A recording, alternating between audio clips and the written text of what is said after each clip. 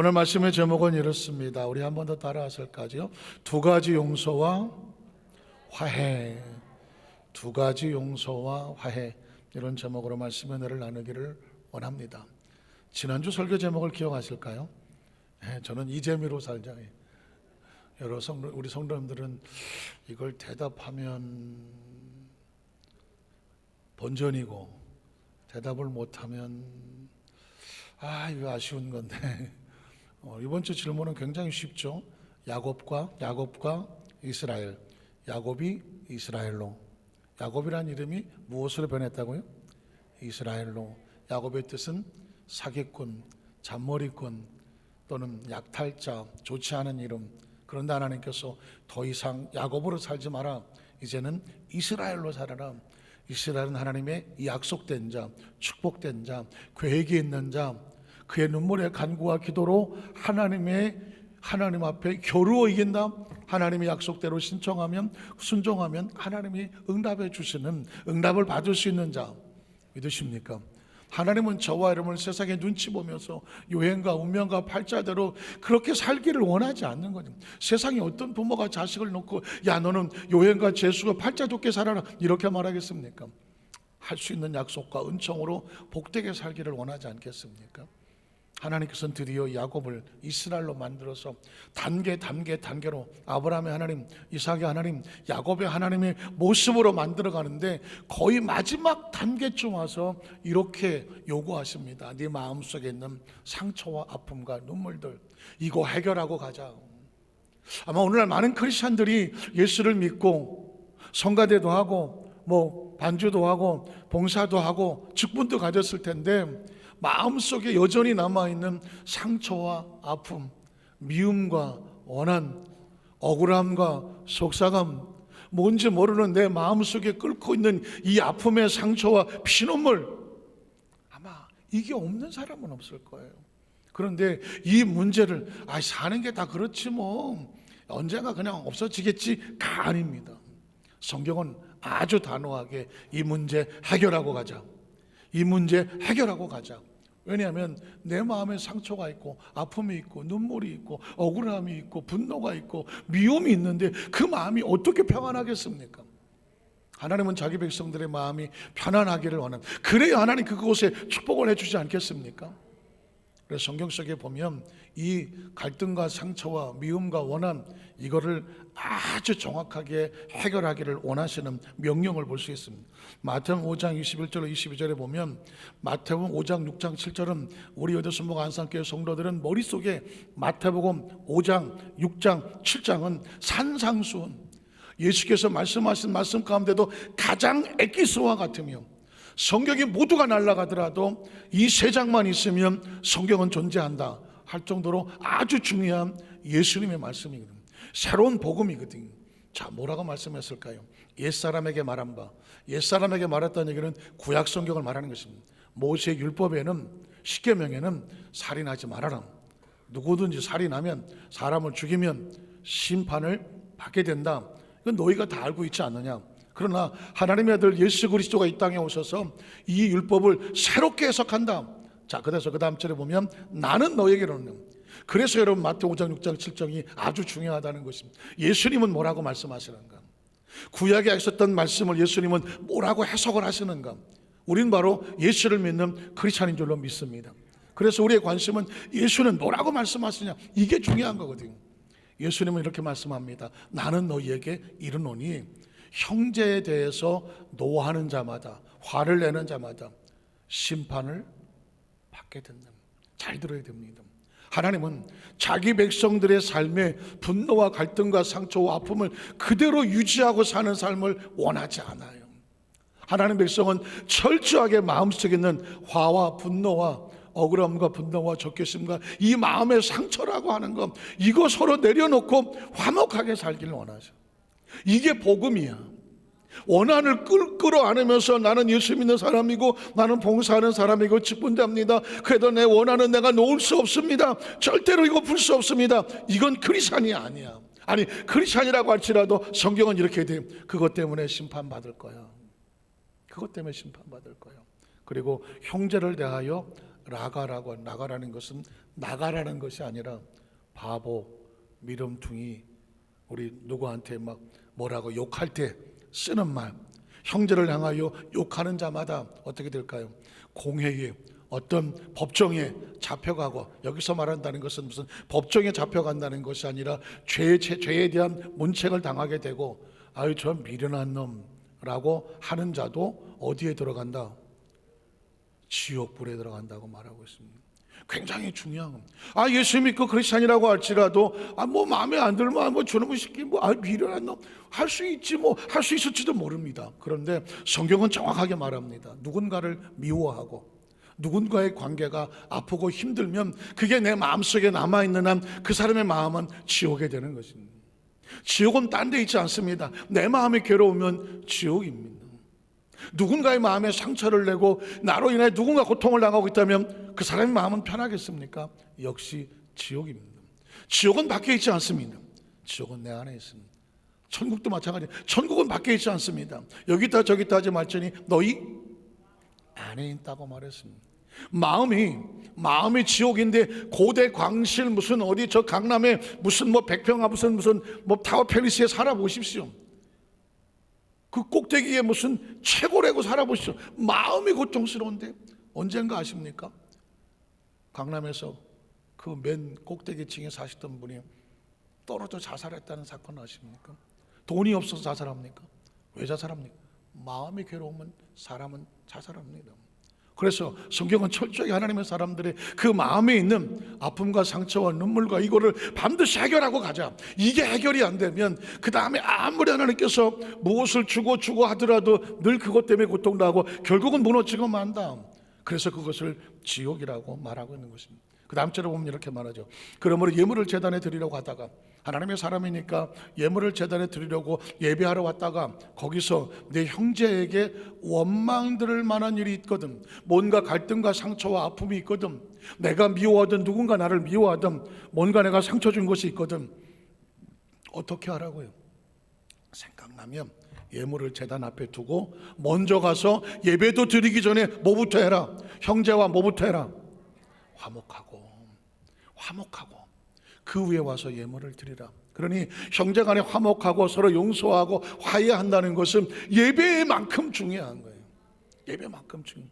누군가의 마음에 상처를 내고 아프고 누군가를 향한 미움을 잔뜩 끌어안고 앉아서 내가 예물도 드리고 내가 봉사도 하고 한살로 가는데 그 예배에 대해서 하나님이 그거 온전한 예배 아닌 것 같은데? 라는 이야기와 같습니다.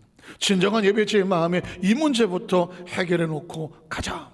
그 다음 절에 보면 너를 고발한 자와 함께 길에 있을 때 급히 사과하고 사죄하고 화해하고 화목해라. 왜냐하면 누군가 그 고발한 자가 너를 재판관에 내어주고 재판관이 옥리에게 내어주며 옥에 가둘까 염려하라. 그 다음 절을 보면 진실로 내게 이르노니 내가 한 푼이라도, 여기서는 금전적으로 얘기하지만 사실은 우리 안에 뭔가 조금이라도 누군가 뭔가 갈등이 있고 상처가 있고 마음속에 미움이 있고 원한이 있고 내가 언젠가 반드시 내가 복수해 줄 거야, 마음의 분노와 적개심이 한 조각이라도 남아있다고 하면 그것이 마음속에 있는 한 너는 그 옥에서 나오지 못한다.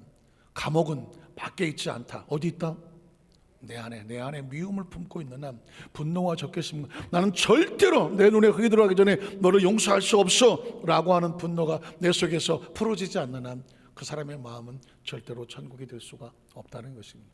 그런데 하나님께서 아브라함과 이삭과 야곱이 하나님께서 믿음의 조상으로 세우려고 해도 이 야곱의 마음속에 분노가 있고 억울함이 있고 누군가 상처 준 것이 남아있다면 들어쓸 수가 없는 거죠. 그래서 하나님께서는 야곱에게 너 에서와 화해해야 돼요. 이 화해의 모습이 오늘 성경 속에 두 가지로 나오고 있습니다. 첫 번째는 뭐냐면 내게 상처를 준 사람들을 향한 용서와 화해. 어느 날부턴가 저에게 이런 눈이 보이다. 인생은 상처투성이구나. 상처. 모든 사람이 남들이 알지 못하는, 누군가 자기 마음속에 불 끄는 상처로 인하여 가슴 아프게 살지 않은 인생이 누가 있나요? 어느 시인이 그런 얘기했죠. 흔들리지 않고 피는 꽃은 없다. 아름답긴 하지만 상처받지 않고 크는 영혼이 있나요? 혹시 나의 인생에 상처는 없다? 저도 손을 바짝 내려야죠. 인생은 상처투성입니다. 그런데 그 상처를, 내가 받은 상처를 이걸 어떻게 용서하고 살아갈까?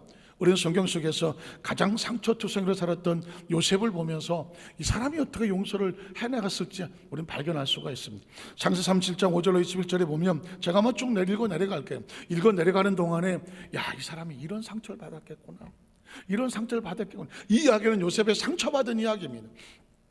요셉이 꿈을 꾸고 자기 형들에게 말하며 그들이 그를 더욱 미워하였더라. 누군가 나를 미워하는 상처죠. 요셉이 그들에게 이르되 청하건대 내가 꾼 꿈을 들으시오. 우리가 밭에서 곡식단을 묶더니 내 단은 일어서고 당신들의 단은 내 단을 둘러서서 절하더이다. 그 형들이 그에게 이르되 내가 참으로 우리 왕이 되겠느냐, 참으로 우리를 다스리게 되겠느냐 하고 화가 난 거죠. 그의 꿈과 그의 말로 말미암아 그를 더욱더 미워하더라는 거예요. 누군가 나를 시기하고 질투하고 미움을 만난다는 것도 그 사람도 상처겠지만 나도 상처죠. 그 다음 절을 보면 요셉이 다시 꿈을 꾸고 형들에게 말하여 이르되 내가 또 꿈을 꾼즉 해와 달과 열한 별이 내게 절하여이다 하니라. 그가 그의 꿈을 아버지 형들에게 말하며 아버지가 그를 꾸짖고, 이제는 아버지조차도 요셉을 꾸짖습니다. 그리고 그에게 이르되 내가 꾼 꿈이 무엇이냐, 나와 내 어머니와 내 형들이 참으로 가서 땅에 엎드려 내게 절하겠느냐. 그 형들은 시기하고 그의 아버지는 그 말을 간직해 두었더라. 하나님의 꿈을 꾸었다는 그 하나 때문에 사람들로부터 시기 질투를 당하기 시작합니다. 손가락질을 당하고 미움의 대상이 되는 거죠. 삶을 살아가면서 내가 하나님 안에서 사명을 추구하는데 누군가의 미움의 대상이 된다, 이것처럼 아픈 상처는 또 어디 있습니까? 그 다음 절에 보면 요셉은 또 계속 상처를 당합니다. 요셉이 그들에 가까이 오기 전에 그들이 요셉을 멀리서 보고 죽이기를, 이제는 요셉을 죽이려고 뒤에 모함이 벌어지기 시작을 합니다. 형들에게 도시락을 갖다 주려고 하는 갔는데 형들은 말하기를 아유 저 꼴보기 싫은 놈 왔으니 저거 아예 그냥 죽여버리자. 참 뒤집어 말하면 17살의 어린 나이에 누군가에게 뒤에서 모략을 당하여 죽음에 이르게 된다고 하는 것은 얼마나 상처가 되겠습니까? 먼 나전 요셉에게 묻고 싶어요. 그 피투성이의 상처를 당하고 감옥에까지 처박혔을 때 그 아픈 13년간의 아픔의 상처를 어떻게 견디겠냐고. 혹시 나는 상처를 잘 해결하는 방법을 알고 있다, 혹시 있으십니까? 누구 있으면 저한테 문자라도 하나 주십시오. 요셉은 그 어떻게 저 늘 생각하면 어린 나이에 그 피투성이의 상처 어떻게 살았을까? 드디어 요셉은 죽음의 구덩이에 던져집니다. 서로 이르되 꿈꾸는 자가 오는도다. 자, 그를 죽여서 한 구덩이에 던지고 우리가 말하기를 악한 지음씨 그를 잡아먹었다고 아버지한테 말하자. 그의 꿈이 어떻게 되는지를 우리가 볼 것이니라 하는지라. 계속 이어집니다. 유다가 자기 형제에게 이르되 우리가 우리 동생을 죽이고 그의 피를 덮어둔들 무엇이 유익하겠느냐, 차라리 그를 이스마엘 사람에게 팔고, 이건 또 뭡니까? 짐승처럼 차라리 구덩이에 묻히는 게 낫지, 짐승처럼 노예가 되어 팔려가게 만든, 그에게 우리 손을 대지 말자. 그는 우리의 동생이 우리 혈육이니라 하며 그 형제들이 청종하였더라. 그럴 때 미디안 사람의 상인들이 지나가고 있는지라 형들이 요셉을 구덩이에서 끌어올리고 어떻게 합니까? 은 20에 그를 이스마엘 사람에게 팔아버렸습니다. 사람이 짐승처럼 팔려지는 이 고통과 아픔은 얼마나 큰 상처입니까? 그 상인들이 요셉을 데리고 애굽으로 내려갔더라. 낯설고 물설은 곳으로 짐승처럼 끌려갔어요. 이 얼마나 상처 입은 영혼입니까? 그 다음 절에 보면 요셉이 이끌려 애굽에 내려가며 바로의 신하 친위 대장 애굽 사람 보디발이 그를 그려 들어간 이스마엘 사람의 손에 끌려가서 요셉을 살게 되었습니다. 그리고 결국 요셉은 나중에 어떻게 됩니까? 억울하게 또 2명을 쓰고 감옥에 들어갑니다. 그의 주인이 자기 아내가 자기에게 이르기를 당신의 종이 내가 이같이 행했다는 말을 듣고 심히 노한지라.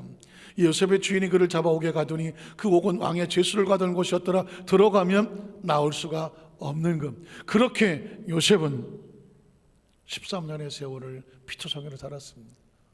전 나중에 우리가 천국 가서 만나면 요셉에게 그에게 꼭 묻고 싶던, 만약에 분노의 칼을 갈았다면 야곱 방망이를 가지고 내가 시기로 내가 나가기만 하면 죽여버리고 만다고 분노의 칼을 갈았으면 아마 그 나무 이 야곱 배트가 바늘이 됐을 것 같아요.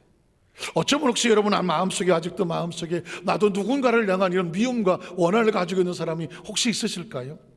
그럼 오늘 이 문제 어떻게 해결할까요? 어떻게? 오늘 성경 그 다음 절에 보면 상처 준 사람들을 어떻게 용서하고 화해할 수 있는지 요셉의 모습을 보게 됩니다. 요셉이 시종하는 자들 앞에서 그 정을 억제하지 못하여 소리질러 모든 사람에게 이제 드디어 세월이 지나서 요셉은 총리가 되고 형들은 요셉 앞에 요셉이 총리인 줄 모르고 무릎 꿇고 양식을 구하러 왔습니다. 그 꿈대로 엎드려 절을 하고 있습니다. 요셉은 어떻게 했을까? 복수할 수 있습니다. 아주 소리 없이 쳐서 물리쳐 버릴 수도 있고, 그들이 원하는 것처럼 땅에 묻어버릴 수도 있고 팔아버릴 수도 있습니다. 그런데 요셉은 놀랍게 이렇게 행동합니다. 그 다음 절에 보면 요 형제들에게 자기를 알리니 그때 그와 함께한 다른 사람이 없었더라.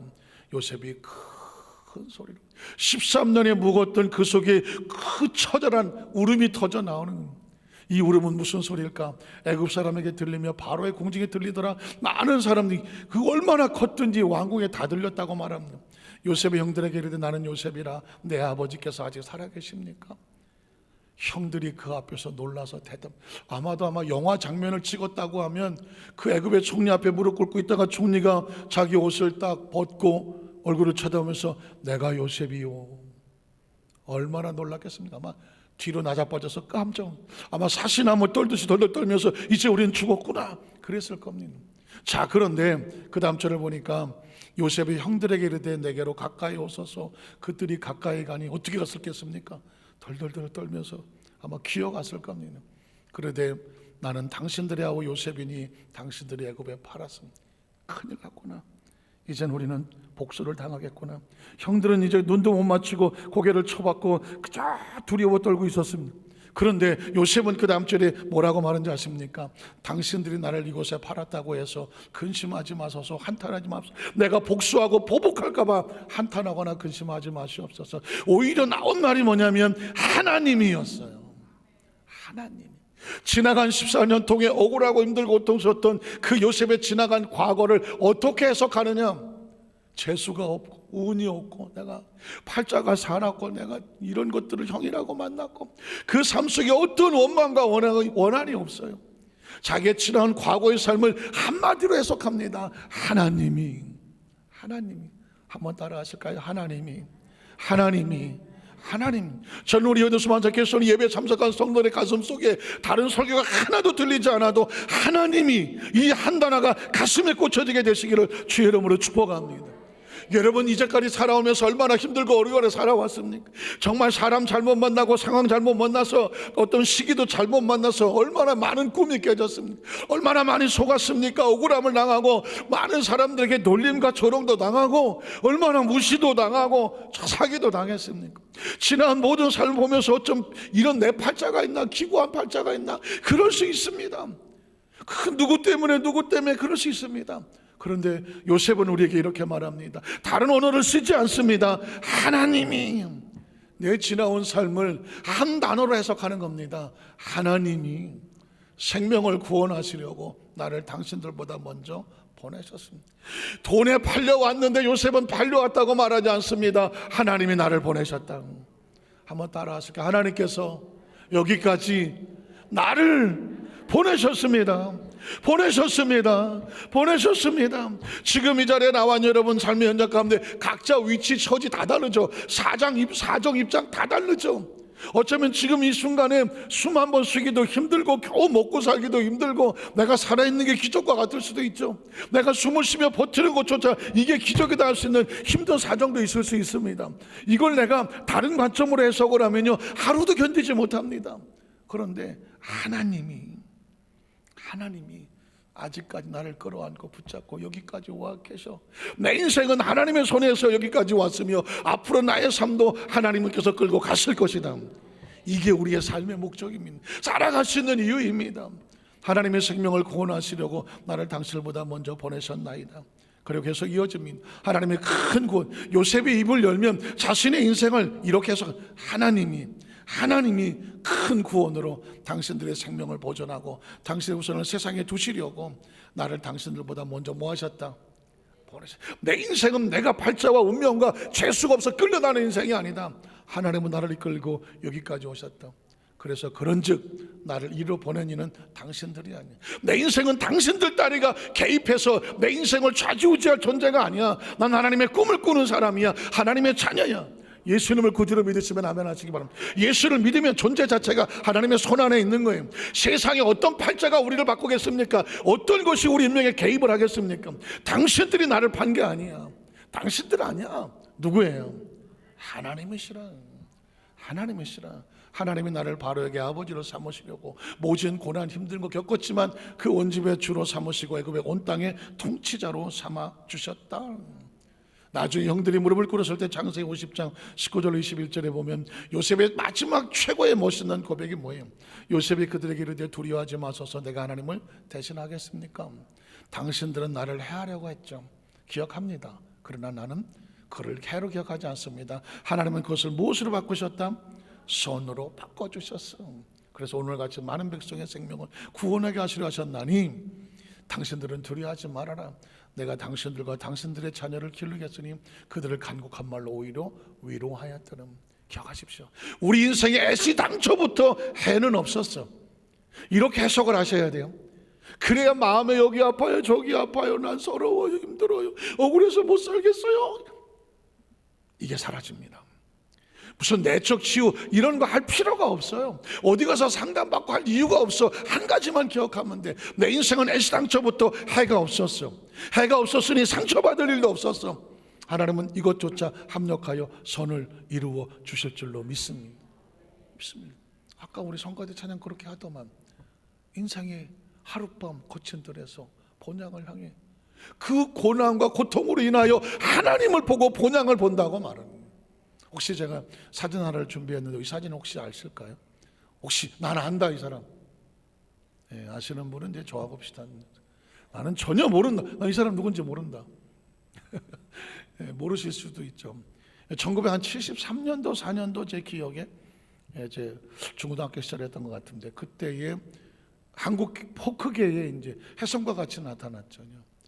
뭐 윤영조, 송창식 이렇게 나올 때, 김세환 나올 때 그때 당시 같이 나왔던 사람인데 어느 날 라디오에서 그 건너 모두들 잠들은 고요한 밤에 어이에 나홀로 잠 못 일어나 넘기는 책 속에 수많은 글들이 왜 이리 한자도 보이질 않나.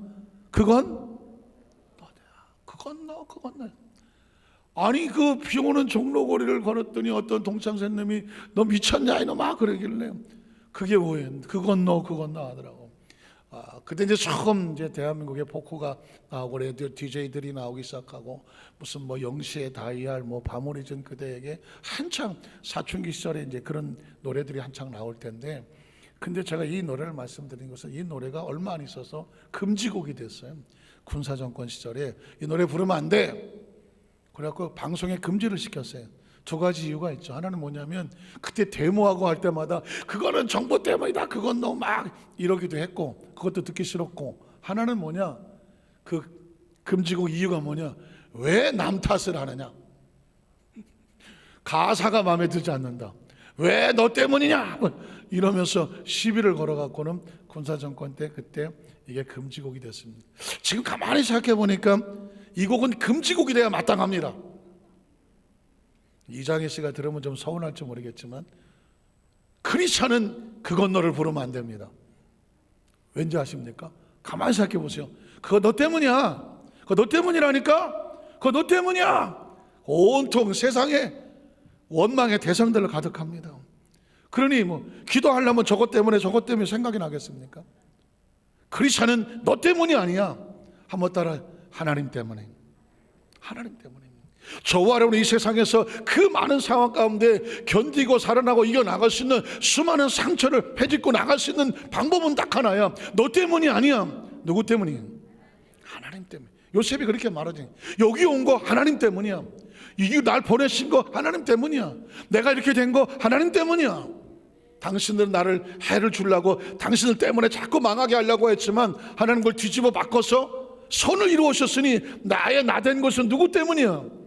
하나님 때문이에요. 하나님 때문이라고 말하는 사람을 감히 세상에 누가 건드립니까? 저는 우리 여도수 만사께 모든 손을 가슴 속에 하나님 때문이라는 이 철저한 신앙으로 무장하시기를 주의 이름으로 축복합니다. 그럼 어떤 일이 벌어지느냐? 내 속에 미움의 한쪽 구덩이에 처박혀있는, 내가 두 눈에 흙이 들어있는 절대로 안 본다고 했던 그 사람도 어떻게 하셨느냐? 웃으면서 손잡을 수 있어요. 웃으면. 저도 지금 한 34, 5년 목회를 하는데요, 뒤돌아보면 얼마나 감사한 성도들, 장로님들, 권사님들, 재직들, 참 여러분, 주의 종은요 성도들이 만들어요. 좋은 성도님들이 좋은 목회자를 만들고, 그 좋은 목회자가 좋은 교회를 또 만들어가고, 그 좋은 교회에 또 좋은 성도님들이 가득하는 겁니다. 그런데 제가 지나온 길을 이렇게 보면 참 정말 훌륭한 성도님들께서 많이 도와주셔서 여기까지 와 있는데, 간혹 등짝에 그냥 비수를 꼽는 그런 분도 계셔. 제 등에는요 문신은 없어. 문신은 없는데 칼 맞은 자국은 많아. 보이지도 않는. 그래서 어떤 때는 막 제 목회생활, 여기가 목회가 끝인가, 더위는 힘들어서 못하는가 하고, 저도 연약해서 막 무너지려고 할 때도 많았어. 정말 그 중에 가장 힘들게 했던 사람이 한 분 있어. 근데 여러분, 원수는 어디서 만나? 외나무 다리에서. 장례식을 인도하러 갔는데 거기 문상객으로 와서 앉아 계시더만. 끝났더니 목사님 하고 오더라고. 야, 여러분 아시겠지만 여러분 마음에 큰 상처를 준 사람이 여러분 만날 때 아유 죄송해요 이렇게 온 사람 있을까요? 별로 없어요. 좀 뻔뻔하게 목사님 하고 오더라고. 야, 피가 거꾸로 솟고 진짜 뭐라도 있으면 그냥 해야 되는데 전혀 피는 조금도 움직이지 않아. 눈썹도 미간도 찌그러잖아. 왜? 나는 너 때문에 사는 게 아니야. 누구 때문에 살아요? 하나님 때문에. 하나님 때문에 편하니까 그 피투성이 원수 같은 내 시간에 고통을 주었던 사람한테도 너무 불쌍해 보이고 긍휼히 보이고, 아이고 할렐루야 나가더라고. 그리고 축복해서 보냈어. 돌아서는데 세상이 내 것 같더만. 저는 우리 여도수 만사교회 성을 가운데 왜 그런 사람이 없겠어? 여러분의 등짝에 비수 꼽은 사람들 왜 없겠어? 여러분의 마음속에 그 때문이 아니라 하나님 때문이란 마음만 무장하면 세상에 더 이상 원수는 없어. 더 이상 억울한 일 없고 상할 수가 없어. 왜? 내 안에 누구 때문에? 확실합니까? 근데 이쪽은 하나님 때문이라고 크게 나오는데 이쪽은 하나님 때문에 잘 안 되시는 것 같아요. 기억하세요. 반드시 건강하고 행복하고 아름다운 삶을 사시려면 이게 무장이 돼야 돼. 누구 때문에? 하나님 때문에. 하나님 때문에 묻고 있으면 그 어떤 게 감히 저와 여러분의 존재에 마음에 상처를 주고 마음이 흔들게 하겠습니까? 절대 흔들리지 않아. 그러면 한 가지 남은 건 뭐예요? 내가 상처 준 사람이 있을 수 있어. 우리도 부족하니까 누군가에게 상처를 줬을 수 있잖아요. 이 관계를 어떻게 할까요? 성경은 하나님께서 그것도 화해하라고 말합니다. 내가 상처를 준 사람들을 향한 용서와 화해. 야곱에게 상처받은 에서, 야곱은 하나님의 꿈을 꾸었고 장자권을 가졌지만 원치 않게 에서가 상처를 받습니다. 사실 에서가 받은 상처는 자기가 자초한 거죠. 그러나 그럼에도 불구하고 상처받았다고 하니까 에서의 상처를 한번 보겠습니다. 창세기 27장 30절 이하에 보니까 이삭이 야곱에게 축복하기를 마침에 야곱이 그의 아버지 이삭 앞에 나아가자 곧 그 형 에서가 산 이 야곱이 형처럼 이렇게 털 붙이고 가서 눈이 어두운 아버지 이삭에게 복을 다 받았어. 여러분, 축복권이 이렇게 중요한 겁니다. 여러분, 하나님께서 말씀하시는 이 예배를 놓치지 마시고요, 그 말씀의 축복권을, 그 축복을 절대로 놓치지 마세요. 왜냐하면 에서는 그 장자권이 그까짓 게 뭔 소용이 있어, 배고픈데 하고 무시하고 갔지만, 그 장자권을 받은 야곱에게 이삭이 축복을 하고 나니까 남은 게 하나도 없어. 야곱이 다 받고 갔을 때 에서가 뒤늦게 와서 사냥에 돌아왔습니다. 그 다음 절에 보니까 그래서 그가 별미를 만들어 아버지에게로 가지고 가서 이제 마음에 들떴겠죠. 아버지 일어나서 아들이 사냥한 고기를 잡수시고 마음껏 내가 장자니까 축복해 주세요 라고 말하는 것입니다. 자, 그랬더니 아버지 이삭이 누구요? 눈이 잘 보이지 않아요. 나이가 이제 너무 많아서 시력이 잘 보이지 않아요. 누구요 너는 시방? 그렇게 물었습니다. 그랬더니 그 아들이 뭐라 그래요? 아버지의 아들, 곧 아버지의 맏아들 장자 나 에서예요 라고 말했습니다. 자, 그랬더니 그 다음 절에 이삭이 깜짝 놀랍니다. 얼마나 놀랐던지 심히 크게 떨며 이러며, 그러면 아까 사냥한 고기를 내게 가져온 자가 누구냐? 네가 오기 전에 보니까 누가 와서 에서라고 해서 나한테 별미를 가져왔어. 내가 다 먹고 그를 위해서 축복을 다 했어. 내가 이미 한번 축복해 놓았으니 그 복은 다 누구한테 간다? 그에게로 간다는. 그랬더니 그 다음 절에 보니까 뭐람, 에서가 그 아버지의 말을 듣고 비로소 소리내어 통곡하며, 보니까 성경에 구석구석 우는 사람이 많네. 에서가 우네. 아버지에게 이르되 뭐라고 말합니까? 내 아버지여 내게도 축복해 주소서, 내게도 그리하소서. 이삭이 이르되 네 아우가 와서 속여서 네 복을 다 빼앗아. 사실은 빼앗겼습니까? 에서가 팔았잖아요. 에서가 이르되 그 이름을 야곱이라 함이 마땅하지 않습니까? 잔머리 사기꾼 맞잖아요. 그가 나를 속임이 이것이 두 번째입니다. 전엔 나의 장자의 명분을 빼앗고 이제는 내 복을 빼앗았나이다. 또 이르되 내 아버님께서 나를 위하여 빌복을 남기지 아니하셨습니까? 이삭이 에서에게 대답하이르되 내가 그를 너의 주로 세우고 그의 모든 형제를 내가 그에게 종으로 주었으며 곡식과 포도주를 그에게 주었으니 내 아들아 다 주었으니 남은 게 없다. 내가 내게 무엇을 할 수가 있겠느냐? 그러자 에서가 아버지에게 이르되 아버지요, 아버지가 빌복이 하나밖에 없습니까? 남은 거라도 달라고. 내 아버지여 내게 축복하소서, 내게 그리하소서. 소리를 높여 뒤늦게 땅을 치며 울었습니다. 그의 아버지 이삭이 대답하르되 내 주소는 땅의 기름짐에서 가깝고 멀고. 여러분 보십시오. 가장 가슴 아픈 게 하나님의 축복이 있는데 너의 주소는 거기서 멀 것이고, 하늘에 내리는 이슬에서 너의 삶의 행진은 멀 것이고, 복을 받지 못하는 너는 이제 네 칼을 믿고 생활하겠고 네 아우를 섬길 것이며, 네가 매임을 벗을 때 벗으려면 멍에를 내 목에서 떨쳐. 그러니까 네가 스스로 할 수 있는 것은 아무것도 없다. 41절에 보니까 그래서 그의 아버지가 야곱에게 축복한 그 축복으로 말미암아 에서가 야곱을 미워하여 심중에 이르기를 어떻게 합니까? 아버지를 곡할 때가 가까웠은 내가 내 아우 야곱을 어떻게 죽이겠다. 상처를 입었다고. 자, 야곱의 입장에서는 본의 아니게 에서에게 상처를 입혔고 에서는 마음에 상처받았다고 야곱을 죽이려고 합니다. 이거 어떻게 해결할까요? 크리스찬의 입장에서도 혹시 원치 않게 의도와 상관없이 누군가의 마음에 상처를 주었다면, 혹시 부부간에 가장 가깝지만 아내가 남편에게, 남편이 아내에게, 부모가 자식에게, 자식이 부모에게, 또 공동체 안에 우리 성도가 성도 안에 원치 않게 피차에 상처 준 것이 내 안에 남아있다면 이거 어떻게 그냥 넘어가지 마라. 이 문제를 서로 용서하고 화해하라. 자, 에서는 어떻게 화했을까? 창세기 32장 13절 이하에 보니까 야곱이 거기서 밤을 지내고 그 소유 중에 형 에서를 위하여 예물을 택하니 암염소가 200이고 순염소가 20이고 암양이 200이고 순양이 20이요 전나는 낙태 30과 그 새끼의 암소가 40이요 황소가 10이요 암나귀가 20이요 그 새끼 나귀가 10이람. 자, 에서를 위해서 야곱이 준비한 예물입니다. 그러니까 화해를 하기 위해서 예물을 준비하는 모습을 볼 수가 있죠.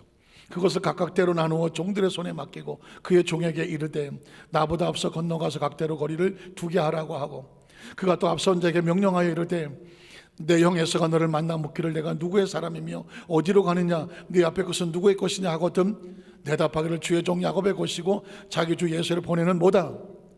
예물이든. 상대방의 마음을 풀기 위해서 야곱은 예물을 준비하고 있습니다. 때로 중요한 것이죠.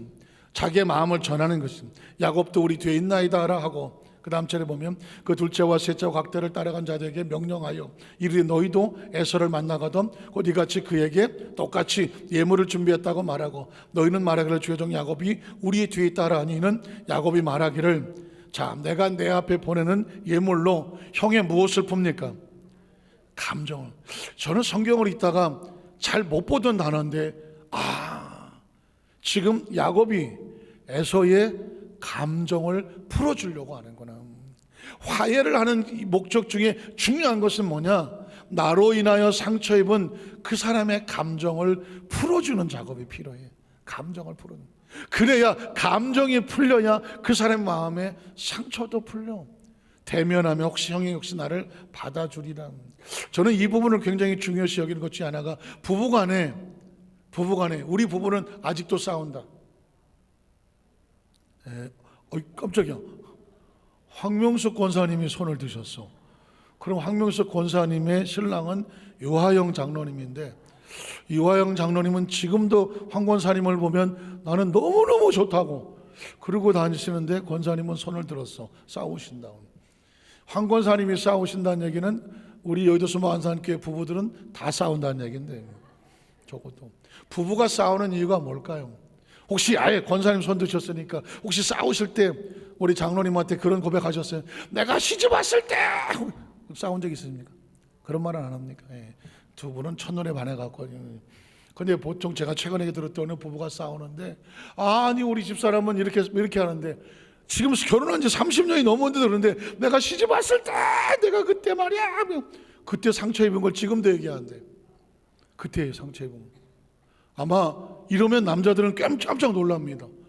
아니 그 신혼 초에 30년도 지났는데 지금 그런 얘기를 하나 이 사람아. 그럼 이 사람아 저 사람이다. 내가 결혼 초에 내가 얼마나. 예. 보통 여성들은 안 잊어버립니다. 이유가 뭔지 아십니까? 남자들은 논리로 얘기하잖아요. 무엇이 옳고 무엇이 틀리고, 그래서 이렇게 된 거니까 이게 맞아 틀려 이렇게 얘기 묻는다거든요. 근데 여성들은 논리로 대화하지 않습니다. 여성은 감정으로 얘기한답니다. 저도 깜짝 놀라. 여성은 감정으로 얘기를 하는구나.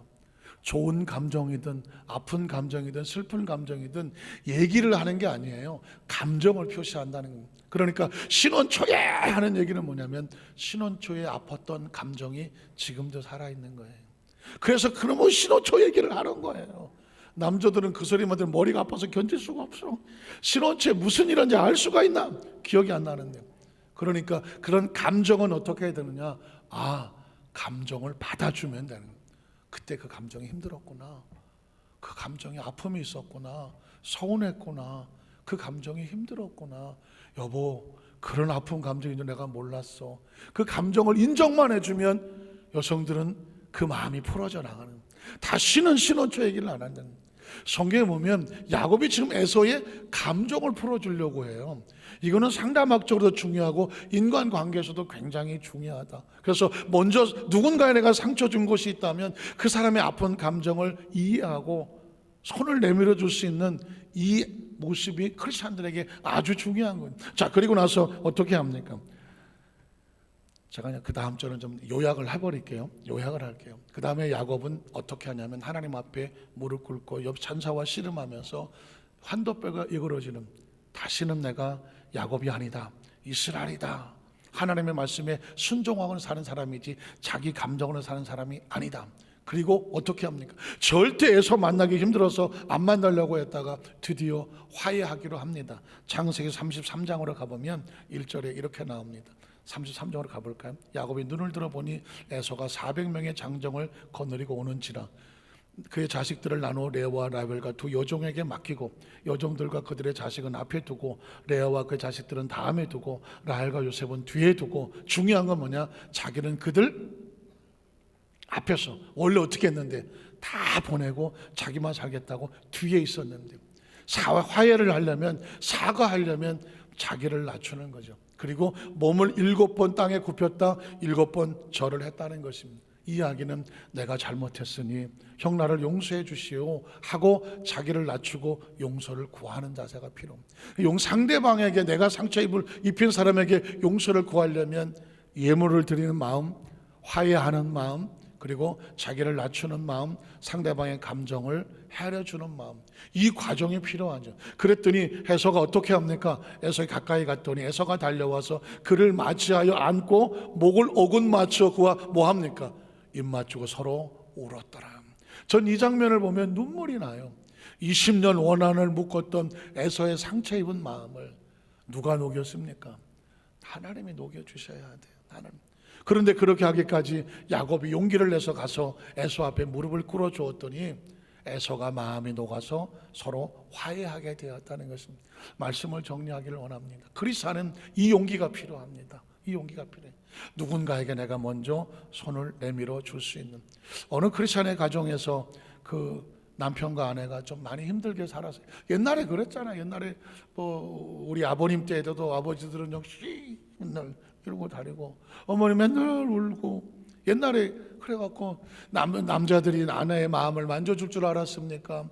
아내는 다 남편에게 서운하고, 그 아내는 남편은 또 아내를 잘 돌보실 마음이 성숙하지 못하고, 그러던 어느 날 남편이 병이 들어서 죽게 됐습니다. 병이 들어 죽게 됐어요. 그리고 그 마지막으로 그 죽기 전에 아내를 붙잡고 한마디 하더랍니다. 여보 미안해. 딱 한마디. 그 이야기를 듣고 아내는 철철철 눈물을 흘립니다. 그리고 남편은 세상을 떠났습니다.